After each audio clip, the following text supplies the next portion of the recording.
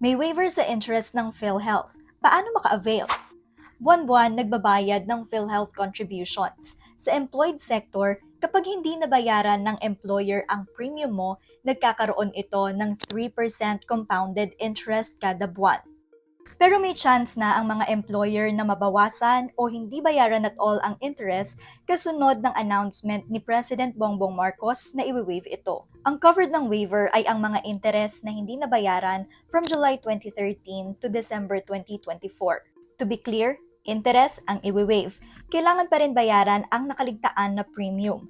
Ang i-waive na interest ay depende kung gaano katagal magbabayad ang employer. Kung nag-commit ang employer na bayaran ang missed premiums sa loob ng isang buwan, buong 3% interest ang mawi-waive.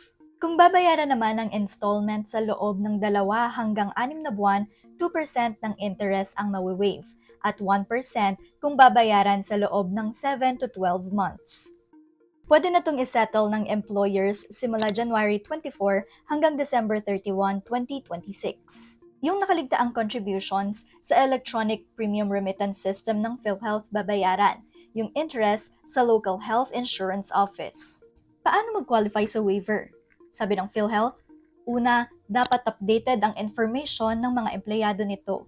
Pangalawa, dapat lahat ng empleyado nito ay registered sa accredited Yakap clinics. Yung Yakap ay programa ng PhilHealth na nagbibigay ng primary care benefits gaya ng libreng gamot at consultation.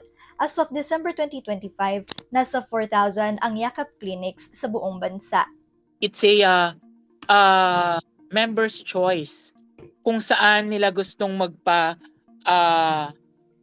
magpa-register, kung sinong Yakap clinic ang gusto nilang mag-alaga sa kanila. Lastly, kailangan mag-comply ang employers sa documentary requirements. Based sa PhilHealth records, 290,000 private employers at 10,000 government employers ang magbe-benefit sa waiver at inaasahan ng state insurer na nasa 20 billion pesos ang collection kung mag-settle ang employers na may missed contributions. Warning sa employers, pag hindi pa rin na-settle ang missed contributions by the end of the year, mag-charge na ng interest ang PhilHealth at magsasampa ito ng mga kaso. Ito pong non-remittance of premium is a violation, and so we may go through litigation of cases. We may go through other legal means po. Inaasahan na maglalabas din ang PhilHealth ng policy kung paano ma-waive ang interest ng mga self-employed. Anong masasabi nyo sa waiver na to? Let us know sa Rappler Communities app.